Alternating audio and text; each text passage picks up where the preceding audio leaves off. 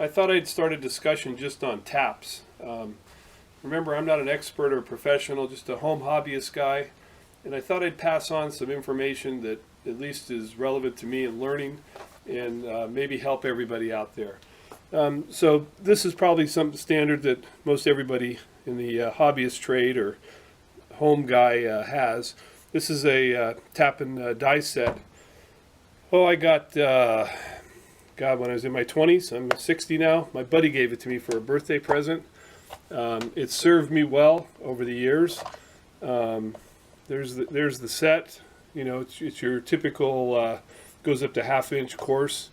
What I wanted to show you, is the markings on the tap, and hopefully this will come up in the camera.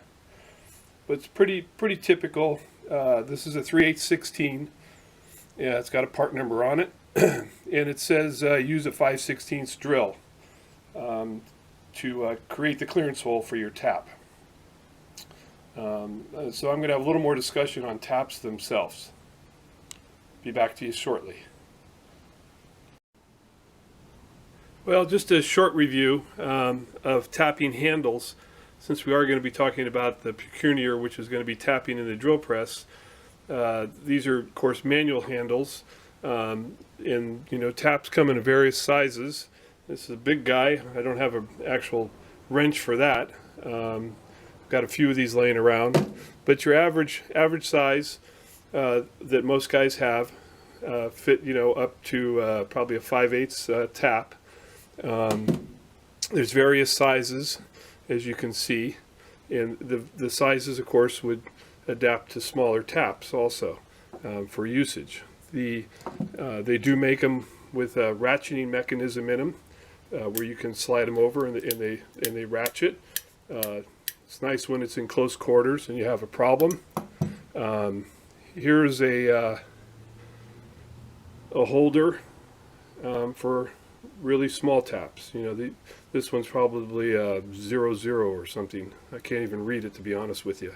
And here's another tap holder for that has an extension so you can reach down into things. And then, of course, here's your straight handle type of tap handle for in doing tapping. Another thing that I've picked up, these are made by Irwin, and they fit a 3/8 drive socket, and those work well on air ratchets. I don't know if you've seen guys do this, but you put the tap in there and you just run your 3/8 drive air ratchet, and you can power tap with that also. Works really well. And then one other thing, of course, for tapping are tapping blocks. I think you guys have seen them and probably have made them for yourself. They do come in handy when you're hand tapping to get something straight. Basically you're setting the block on your work, and then you're using the block as a guide to keep your tap straight as you enter the hole. Okay, just a little more basic stuff that I've got and thought I'd share. Be back to you shortly. Well, another little subject as we head on taps is, over the years, I showed you, I had my Craftsman kit here, and when I went to tap a hole, of course, I had to open it up, had to dig out the tap, and then read what clearance hole drill bit I needed, and then, of course, I had to run over and dig through my drill index and pull out the drill index. Well, it only took me about 30 years to figure out that, geez, it'd be nice to just take a block of wood and drill some holes in it and have the tap sitting there and the corresponding drills with it.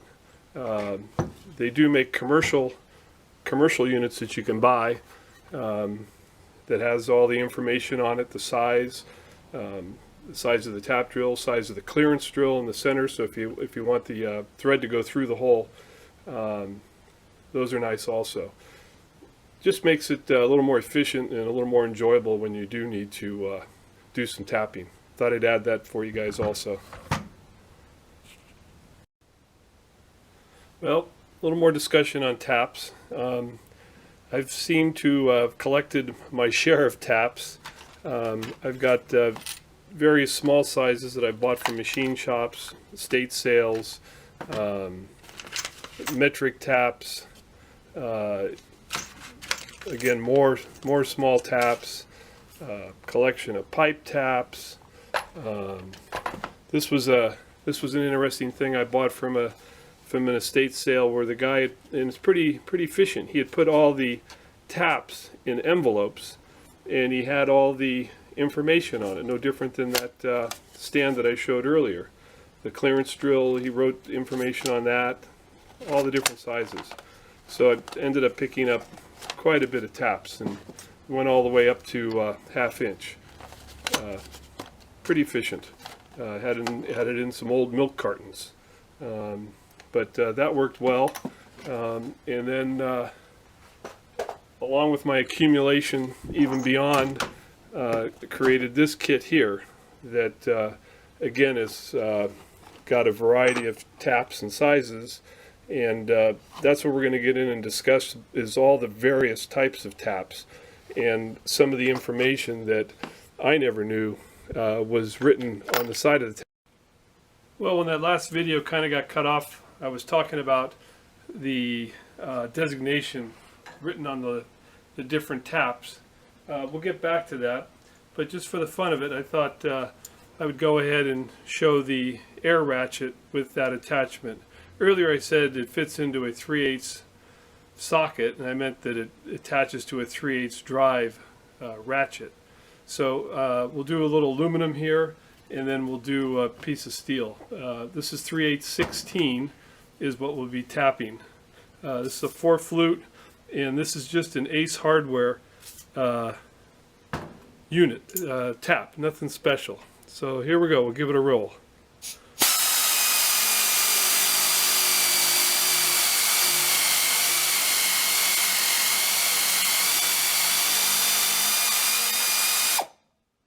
And then we just reverse it.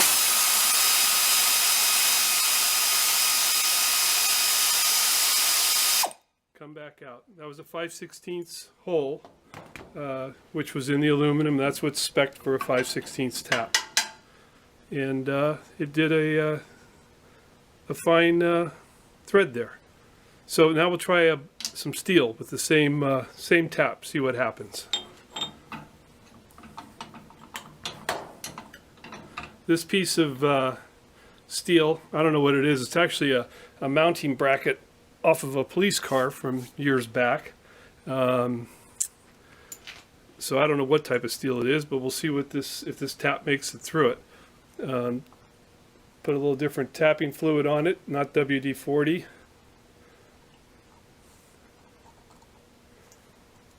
And we will give it a go. Okay. Whoop, gotta go the right direction.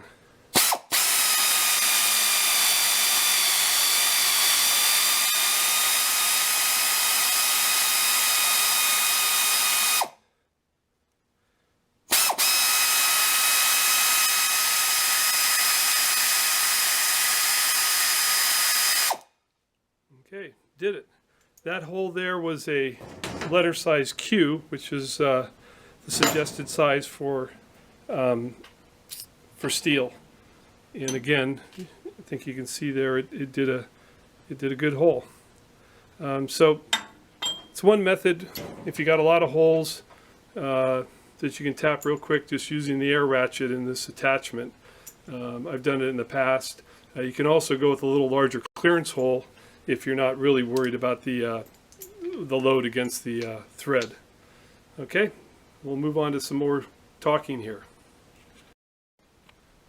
Okay, we'll move on to a little more discussion on taps. I just want to, really explain that I'm not a professional, not an expert, just trying to provide a little information of what I've learned and pass it on, but far from being an expert. So taps come in number of flutes, 2 flutes, 3 flutes, and 4 flutes. You can get them in high-speed steel, you can get them in cobalt. There's a variety of different materials that you can get them, tin-coated, the whole works. Just pick up any kind of tooling job shop like Enco or Western Tool and page through there, and boy, there's a lot to learn. But there's main designation for taps are three type. You got taper, you have a taper tap. The taper tap in the beginning of it has 6 to 8 threads that are tapered, and then the actual threading of the tool starts. The second type of tap is a plug tap, and that one is 3 to 5 threads are tapered, and then the final tap is a bottom tap, where only 1.5 to 3 threads are tapered. All of these, the chip goes down in the hole. So to use a tapered tap with the 6 to 8 threads that are tapered, you can't get to the bottom of the hole. Plus, it's pushing the chips down there also. Same thing with the plug tap, although you can get closer, and then that's why you have a bottoming tap that'll actually almost reach the bottom of the hole. Another type of tap is called a forming tap, and the forming tap doesn't produce any chips. It's 0 chips, and there's one flute in it, and the flute is there just for the coolant or the oil. That's the only purpose. The forming tap doesn't cut threads. It forms threads. It actually impresses into the metal the threads. So they're an actual stronger thread because it's not cutting, it's actually forming the thread. And the nice thing about it, it produces no chips. It's an interesting type of unit. And then the final one I have laid out here, this one, the chip actually comes back up out of the hole, and these are called spiral fluted threads. More of a production type, but there is times where you want the thread. If you don't have a through hole, then you would want to use a unit like this if it's more production and to get the chip to come back up out of the hole. These three over here, typically you want a through hole unless you're doing a bottoming, but these you want a through hole so the chips can blow on through. I'm going to try to give you a little more information in the next segment here. But I said I wasn't an expert. Well, I guess I have to go back to that subject. I guess I am an expert at one thing in taps. I'm an expert at breaking them. I do a really good job. If anybody needs any help on how to break them, I have done my share, and so I guess I am an expert at that.